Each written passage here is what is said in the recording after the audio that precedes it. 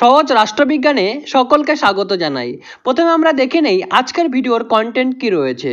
প্রথমে আমরা জানবো পাওয়ার বা ক্ষমতা কাকে বলে, এরপর জানবো অথরিটি বা কর্তৃত্ব কাকে বলে, এরপরে আমরা জানবো পাওয়ার এবং অথরিটির মধ্যে কি পার্থক্য রয়েছে তা সম্পর্কে।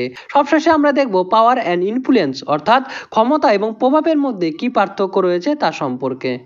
ক্ষমতা বা পাওয়ার, ক্ষমতাকে দুটি অর্থে ব্যবহার করা হয়, একটি হচ্ছে ইতিবাচক অর্থে এবং অন্যটি হলো নেতিবাচক অর্থে।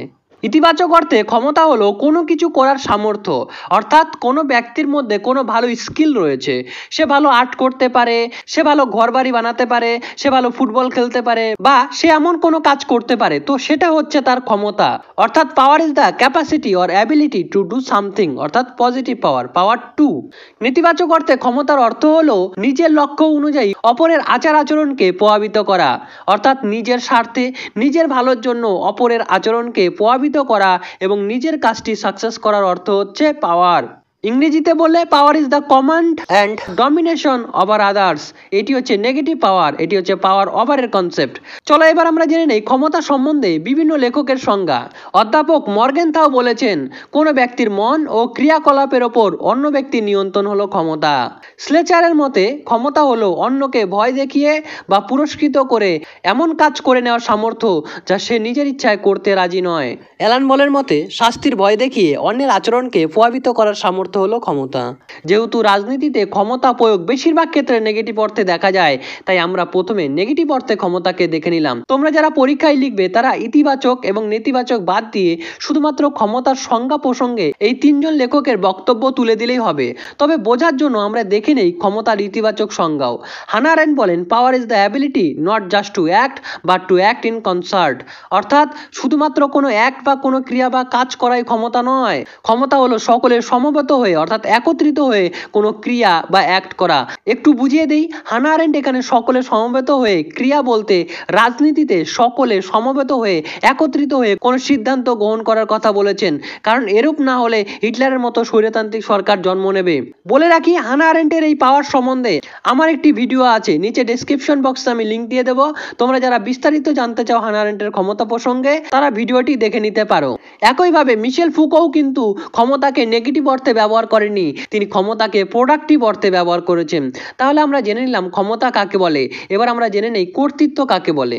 অথরিটি বা কর্তৃত্ব, বৈধ ক্ষমতাই হলো কর্তৃত্ব, অর্থাৎ কর্তৃত্বে রয়েছে ক্ষমতা প্লাস বৈধতা। তোমরা তো জেনে গেছো ক্ষমতা কি, এবার তাহলে জানতে হবে বৈধতা কি। এস এম লিপসেট বলেছেন কোনো বিদ্যমান রাজনৈতিক প্রতিষ্ঠান ও পদ্ধতি যে সংশ্লিষ্ট সমাজের পক্ষে সর্বাপেক্ষা উপযোগী এই ধরনের বিশ্বাস সৃষ্টি করা ও তা বজায় রাখাই হলো বৈধতা। অর্থাৎ জনসাধারণ কোনো রাজনৈতিক ব্যবস্থা বা ক্ষমতাকে তখনই বৈধ বলে বিবেচনা করে যখন তাদের সামাজিক, অর্থনৈতিক, নৈতিক ও রাজনৈতিক মূল্যবোধের সাথে ক্ষমতা প্রয়োগের সামঞ্জস্য প্রতিষ্ঠিত হয়। এভাবে যখন কোনো নেতা বা রাষ্ট্রের ক্ষমতাকে বৈধতার আবরণে আচ্ছাদিত করা হয় তখন কর্তৃত্বের উন্মেষ ঘটে। সুতরাং কর্তৃত্ব হলো বৈধ ক্ষমতা।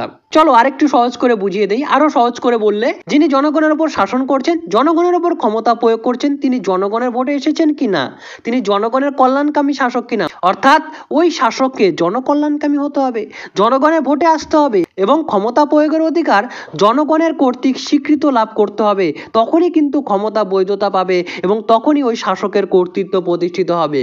আশা করি কর্তৃত্ব কাকে বলে বোঝা গেল।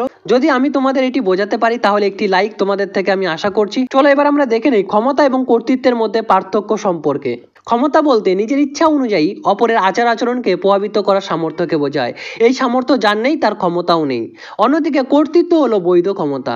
ক্ষমতা প্রয়োগের অধিকার যখন জনগণ কর্তৃক স্বীকৃত লাভ করে তখনই কেবল কর্তৃত্বের উদ্ভব ঘটে।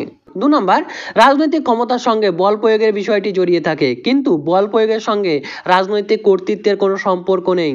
3 নাম্বার, ক্ষমতা ছাড়া কর্তৃত্ব থাকতে পারে না, কিন্তু কর্তৃত্ব ছাড়া ক্ষমতার অস্তিত্ব থাকতে পারে। তবে এক্ষেত্রে তোমাদের একটি কথা বলে রাখি, কর্তৃত্ব ছাড়া ক্ষমতা থাকতে পারলেও কর্তৃত্ব ছাড়া ক্ষমতা কিন্তু স্থায়িত্ব লাভ করতে পারে না। 4 নাম্বার, ক্ষমতার সঙ্গে বৈধতার যোগ থাকতে পারে আবার নাও থাকতে পারে, কিন্তু কর্তৃত্বের সঙ্গে বৈধতা সর্বদা যুক্ত থাকে।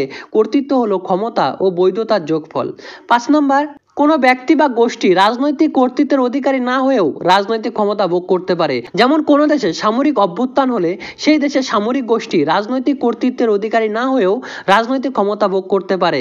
অন্যদিকে কোনো রাজনৈতিক নেতা রাজনৈতিক কর্তৃত্বের অধিকারী হয়েও তার ক্ষমতা প্রয়োগ করতে পারে না। উদাহরণ হিসাবে বললে জার্মান অধিকৃত ফ্রান্সে জেনারেল দ্য গলের কর্তৃত্ব স্বীকৃত থাকলেও তিনি কিন্তু তার কর্তৃত্বকে ক্ষমতায় রূপান্তরিত করতে পারেননি। এবার আমরা জানবো প্রভাব বা ইনফ্লুয়েন্স এবং ক্ষমতা বা পাওয়ারের মধ্যে কি পার্থক্য রয়েছে। প্রভাব বা ইনফ্লুয়েন্স, যে ব্যক্তি প্রভাবিত হয় সে প্রভাব বিস্তারকারীর মত ও পথকে স্বতঃস্ফূর্তভাবে অনুসরণ করে, কিন্তু ক্ষমতার সঙ্গে ভীতি প্রদর্শন বা যে কোনো ধরনের শাস্তিমূলক ব্যবস্থা জড়িত থাকে, অর্থাৎ ক্ষমতা ধারণার মধ্যে নিহিত থাকে বল প্রয়োগের মাধ্যমে অন্যকে কিছু করতে বাধ্য করার বিষয়। এখানে স্বতঃস্ফূর্ত তার অনুসরণ থাকে না। চলো আজকে এই পর্যন্তই থাক। ভিডিওটি ভালো লাগলে ভিডিওটিতে একটি লাইক দেবে, চ্যানেলে কেউ প্রথমবার এলে চ্যানেলটি সাবস্ক্রাইব করে দেবে এবং ভিডিওটি কিন্তু অনেক অনেক শেয়ার করবে। যদি কারো ভিডিও ভালো না লাগে তাহলে তার মূল্যবান ফিডব্যাক কিন্তু কমেন্ট বক্সে জানাতে ভুলবে না। Thank you.